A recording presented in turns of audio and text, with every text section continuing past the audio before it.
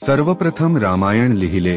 धर्मग्रंथानुसार विद्वानांचे म्हणणे आहे की हनुमानजींनी प्रथम रामकथा लिहिली आणि तीही आपल्या नखांनी खडकावर. ही रामकथा वाल्मिकीजींच्या रामायणाच्याही आधी लिहिली गेली होती आणि ती हनुमद रामायण म्हणून प्रसिद्ध आहे.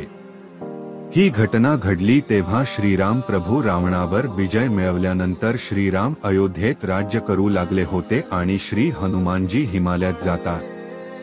तेथे ते शिव तपश्चर्येदरम्यान रोज खडकावर नखांनी रामायणाची कथा लिहित असे. अशा प्रकारे त्यांनी भगवान श्रीरामाच्या महिमाचा उल्लेख करणारे हनुमद रामायण रचले. काही काळानंतर महर्षी वाल्मिकींनीही वाल्मिकी रामायण लिहिले आणि ते लिहिल्यानंतर त्यांना ते भगवान शंकरांना दाखवून त्यांना अर्पण करण्याची इच्छा झाली. ते रामायण घेऊन शिवाचे निवासस्थान असलेल्या कैलास पर्वतावर पोहोचले. तेथे त्यांना हनुमानजी आणि त्यांनी लिहिलेले हनुमद रामायण पाहिले. हनुमद रामायण पाहून वाल्मिकीजी निराश झाले. वाल्मिकीजींना निराश बघून हनुमानजींनी त्यांना निराश होण्याचे कारण विचारले तेव्हा महर्षी म्हणाले की त्यांनी अथक परिश्रमानंतर रामायण लिहिली.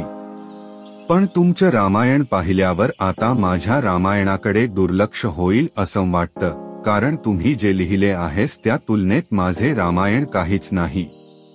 त्यानंतर वाल्मिकीजींची चिंता दूर करण्यासाठी श्री हनुमानजींनी हनुमद रामायण पर्वतशिला एका खांद्यावर उचलून आणि महर्षी वाल्मिकींना दुसऱ्या खांद्यावर बसवून आपली रचना श्रीराम यांना अर्पण करून समुद्रात विसर्जित केली. तेव्हापासून हनुमानाने रचलेले हनुमद रामायण उपलब्ध नाही. ती अजूनही समुद्रात पडून आहे.